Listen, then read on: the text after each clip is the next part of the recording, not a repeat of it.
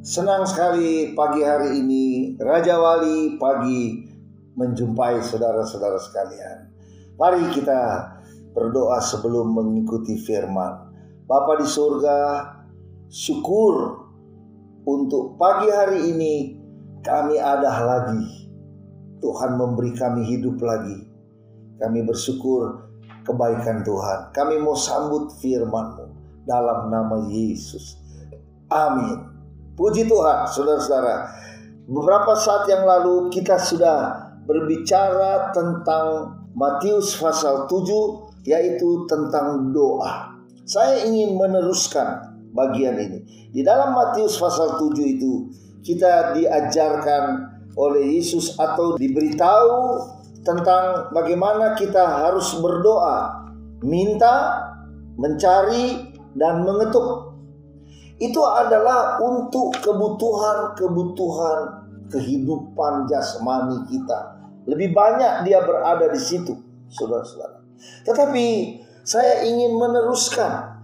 Kitab Lukas pasal 11, saudara, dia berlanjut dengan doa itu apa yang dimintakan. Apa yang sangat penting di dalam meminta doa itu. Di pasal 7 Matius, dia berbicara mengenai minta, cari, dan ketuk. Digambarkan bahwa seperti seorang atau orang tua memberikan ikan, memberikan roti kepada anaknya, itu sebagai kebutuhan jasmani. Tetapi ada sesuatu yang lebih penting, saudara-saudara. Lukas di dalam pasal 11 ayat 13 itu kelanjutan dari Matius pasal 7. Di Matius pasal 7, kalau saudara perhatikan, dia hanya berhenti sampai dia meminta, maka Tuhan memberi. Tetapi di pasal 11 ayat 13 kitab Lukas ini dituliskan sebagai berikut. Jika kamu yang jahat tahu memberi pemberian yang baik kepada anak-anakmu, apalagi Bapamu yang di surga, Ia akan memberikan Roh Kudus kepada mereka yang meminta kepadanya. Nah, saudara-saudara, ini kelanjutannya.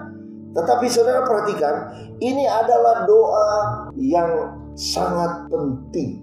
Memang di kitab Matius 6 dikatakan bahwa jangan khawatir soal-soal makan, minum, pakai.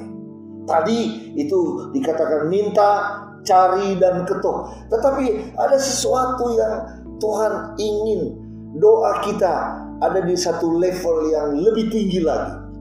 Apakah itu? Bukan hanya sekedar minta makan, minta roti, cari semua kebutuhan kita, ketuk supaya kita dibukakan untuk mendapatkan hal-hal lahiriah kita.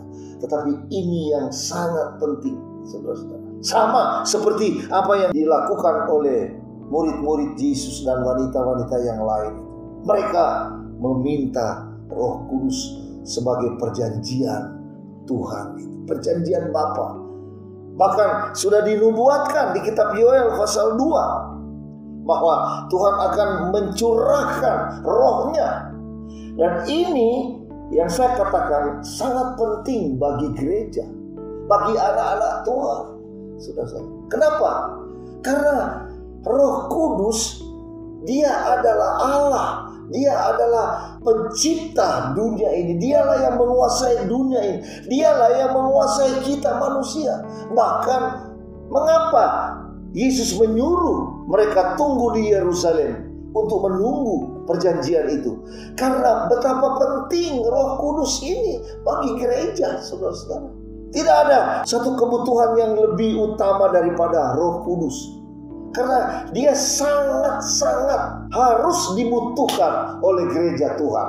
Kalau cuma soal makan, soal pakaian, soal minum, soal hal-hal yang kita butuhkan, itu Matius pasal 6 berkata, waduh, sedang burung, ya, sedang kembang, mereka itu semua Tuhan siapkan apa yang mereka butuhkan. Kita manusia Semua kebutuhan kita Tuhan siapkan. Tetapi ini yang paling penting, Roh Kudus. Lukas, dia melanjutkan apa yang Yesus ajarkan itu, apa yang Yesus katakan itu. Jadi apalagi Bapamu yang di surga, Ia akan memberi Roh Kudus kepada mereka yang meminta kepadanya. Apa yang saudara minta sekarang? Mari kita tingkatkan level permohonan kita di hari-hari ini, ya, saudara-saudara. Kita tingkatkan nilai-nilai doa kita kepada Tuhan. Apa yang kita minta, apa yang kita butuh sekarang, saudara-saudara. Memang di saat-saat sekarang ini kita butuh makanan. Tetapi saudara, Tuhan berkata jangan khawatir soal makan minum. Yang penting mintalah Roh Kudus. Bapa di surga akan memberikan, kata Yesus, Ia akan memberikan Roh Kudus kepada mereka yang meminta kepadanya. Inilah level doa yang paling utama, saudara-saudara. Kenapa? Gereja masih ada di dunia. Dan kita semua tahu bahwa dunia ini, sering saya katakan, dunia ini dibawa kekuasaan roh-roh jahat. Tetapi puji Tuhan, Tuhan tidak meninggalkan kita. Yesus berkata di Yohanes pasal 14, di sana dituliskan, Aku akan minta kepada Bapa dan Ia akan memberikan kepadamu seorang penolong yang lain. Seorang penolong yang lain. Yesus naik ke surga. Sekarang dia menyadari gereja akan meluas di seluruh dunia. Dia tahu itu.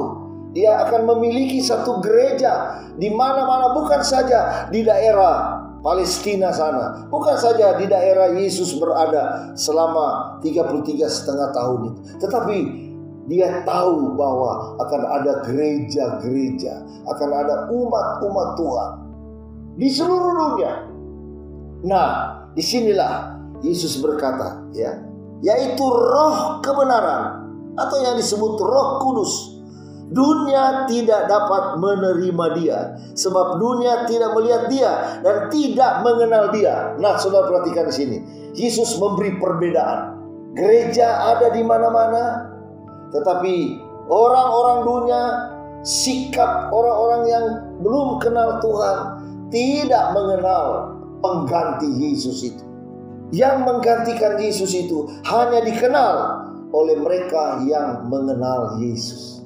Oleh sebab itu Yesus berkata, Roh kebenaran itu Dia akan datang. Dunia tidak menerima Dia. Tetapi saudara perhatikan, tetapi kamu mengenal Dia. Dunia tidak kenal Dia. Orang yang tidak mengenal Yesus tidak mengenal apa yang diberikan oleh Allah dari surga. Hanya orang yang mengenal Tuhan yang mengenal apa yang Tuhan berikan itu. Dia katakan, sebab Ia menyertai kamu, tetapi kamu mengenal Dia, sebab Ia menyertai kamu dan akan diam di dalam kamu. Saudara perhatikan, dua fungsi yang sangat luar biasa. Saudara, Yesus katakan Roh kebenaran itu Ia akan menyertai dan diam di dalam kamu. Jadi saudara-saudara, lengkap. Roh Kudus akan diam di dalam kita dan menyertai kita. Dia tidak tinggalkan kita.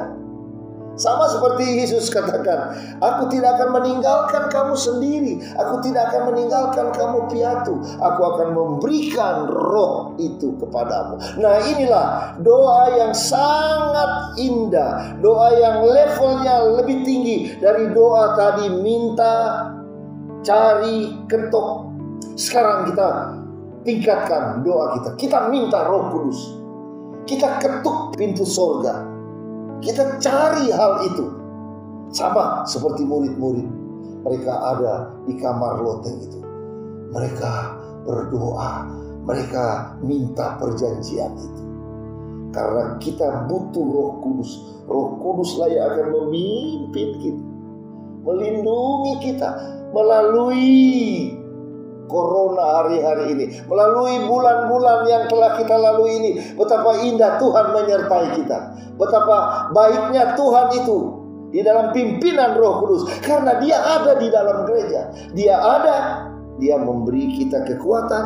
Dia memampukan kita berjalan. Dia melindungi kita, Tuhan. Saudara-saudara, puji Tuhan. Saya percaya hari-hari ini kita berdoa minta Roh Kudus dicurahkan bagi kita sekalian. Puji Tuhan, semoga Roh Kudus menjadi bagian gereja Tuhan, anak-anak Tuhan. Terima kasih Bapa di surga. Kami percaya Roh Kudus mau memenuhi kami, mau menyertai kami, bahkan mau tinggal di dalam kami, sesuai dengan apa yang Yesus katakan. Haleluya. Kami mengucap syukur dalam nama Tuhan Yesus Kristus. Amin. Puji Tuhan. Selamat beraktivitas yang bekerja, yang di rumah, tinggal di rumah. Tetapi saudara-saudara tetap semangat. Jangan lupa baca Alkitab. Satu hari satu pasal, satu pasal satu hari. Tuhan Yesus memberkati kita sekalian. Haleluya. Amin.